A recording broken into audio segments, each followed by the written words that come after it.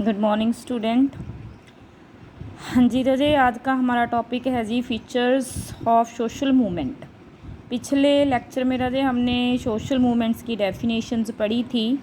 Social movements के बारे में पढ़ा था कि सोशल मूवमेंट्स होते क्या हैं और जो सोशल रिफॉर्मर्स थे उन्होंने किन किन चीज़ों को लेके सोशल मूवमेंट्स किए थे। तो आज रजे जो हमारा टॉपिक है, आज का हमारा टॉपिक है जी फीचर्स ऑफ सोशल मूवमेंट। कि जो सोशल मूवमेंट्स हैं उनकी विशेषताएं क्या होती हैं, किस तरह के एक्शंस को, किस तरह के मूवमेंट्स को हम सोशल मूवमेंट कहेंगे।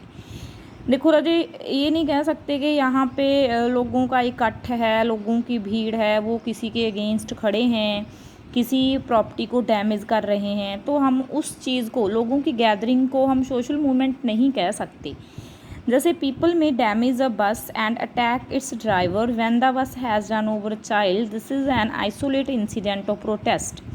Since it flares up and dies down, it is not a social movement. तो रजी हम इस एग्ज़ाम्पल, मैं इसीलिए आपको ये एग्ज़ाम्पल बताना चाहती हूँ कि मान लो कई लोगों का इकट्ठ है और वो इकट्ठ बस को डैमेज कर रहा है और वो ड्राइवर के ऊपर उन्होंने अटैक कर दिया है। अटैक क्यों किया है, बस को डैमेज क्यों कर रहे हैं, ड्राइवर के ऊपर अटैक क्यों कर रहे हैं? क्योंकि उस बस ड्राइवर ने एक बच्चे के ऊपर जो बस है वो चढ़ा दी है। तो इस टाइम पर जो लोग इकट्ठा हुए हैं वो बस को डैमेज कर रहे हैं, ड्राइवर को मार रहे हैं। तो इस तरह के लोगों की गैदरिंग को हम सोशल मूवमेंट नहीं कह सकते। ठीक है जी, जो इंसिडेंट है इसको हम सोशल मूवमेंट नहीं कह सकते। ये सोशल मूवमेंट नहीं है, ये तो किसी के अगेंस्ट हैं, जो लोग खड़े हुए हैं, लोगों का इकट्ठ है, गैदरिंग है। इस तरह की गैदरिंग को हम सोशल मूवमेंट नहीं कह सकते। सोशल मूवमेंट्स की कुछ फीचर्स हैं अपनी, जैसे first point is sustained collective action. Sustained collective actions का मतलब क्या है कि social movement required sustained collective action over time. Such action is often direct against the state and takes the form of demanding changes in state policy of practice. तो Raji, sustained collective actions का मतलब ये है कि social movement ऐसा movement होता है जी जहाँ पे जो लोग हैं, सस्टेन्ड मतलब टिकाऊ, ठीक है जी, लंबे समय के लिए। कलेक्टिव एक्शन मतलब इकट्ठे होके वो एक्शन कर रहे हैं। किसके अगेंस्ट एक्शन कर रहे हैं जी? वो एक्शन कर रहे हैं जी स्टेट के, अपनी स्टेट के against.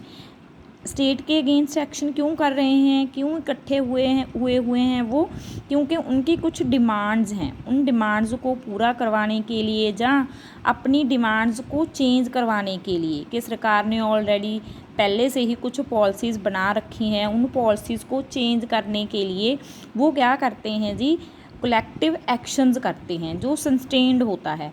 And in policy of A practice, जहाँ किस चीज़ के लिए रजे वो सरकार के अगेंस्ट खड़े होते हैं कि कुछ प्रथाएं हैं, कुछ प्रैक्टिसेस हैं जिन के लिए वो जो लोग हैं वो एग्री नहीं हैं। उन लोगों को लगता है कि जो ये प्रैक्टिसेस हैं, जो पॉलिसीज़ बनाई हुई हैं, वो हमारे लिए सही नहीं है। तो लोगों का जो इकट्ठ होता है, कलेक्टिव एक्शंस होता है लोगों का, जहाँ पे किसी भी तरह का जो नुकसान है वो नहीं किया जाता। अगर वो इकट्ठे होके धरना दे के बैठे हैं, ठीक है जी, कलेक्टिव एक्शंस कर रहे हैं, तो उनका मेन मोटिव क्या होता है जी? उनका मेन मोटिव यही होता है कि जो अपनी डिमांड्स हैं वो सरकार से मनवा लें।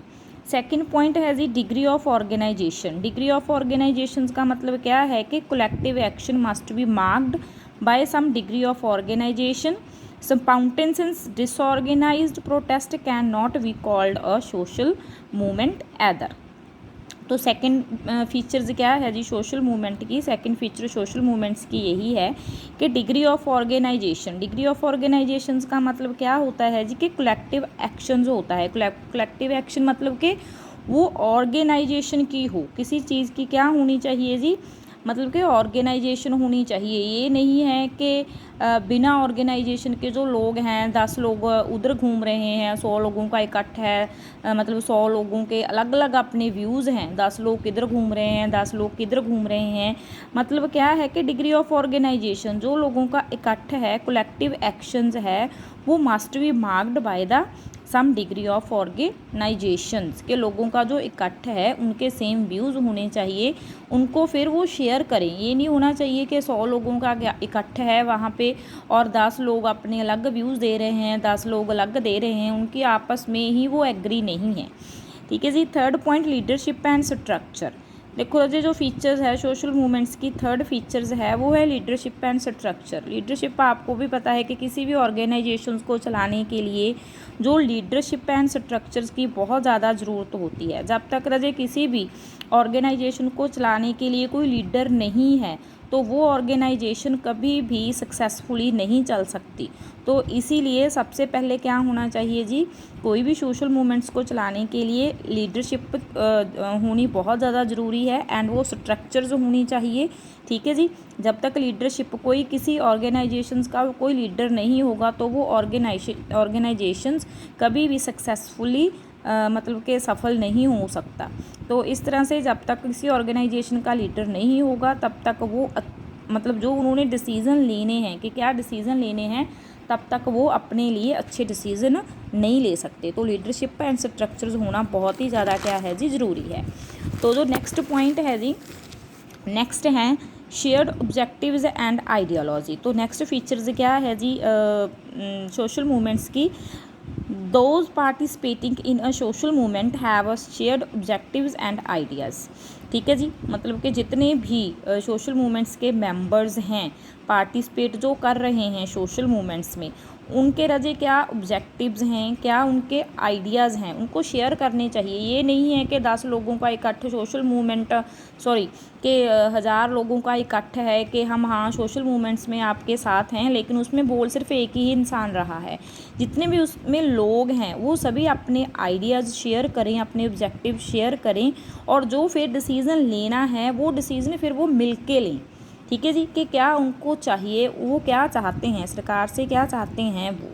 ठीक है जी। तो इस तरह से share objectives and the ideologies bring और प्रिवेंट चेंजेस।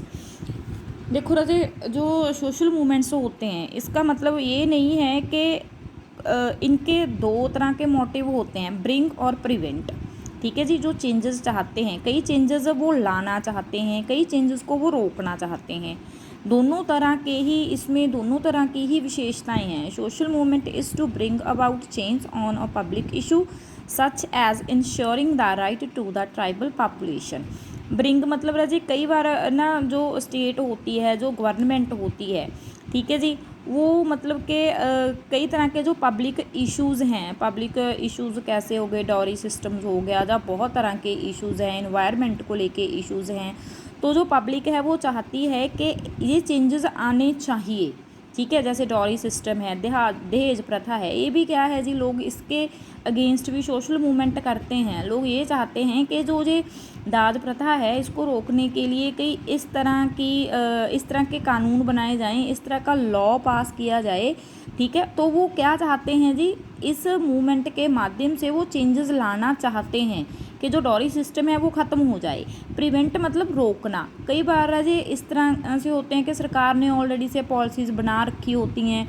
जैसे ये ट्राइबल पॉपुलेशन की अगर हम बात करें, ठीक है, कि जैसे ट्राइबल पॉपुलेशंस के लिए जैसे फॉरेस्ट को लेके सरकार ने लॉ बना दिया था, पिछले क्लासेस में आपने पढ़ा है, पॉलिसीज़ बना दी गई थी कि इनके ऊपर रिस्ट्रिक्शंस लगा दी थी कि आप जो फॉरेस्ट्स हैं, जंगल हैं, उनके अंदर नहीं जा सकते।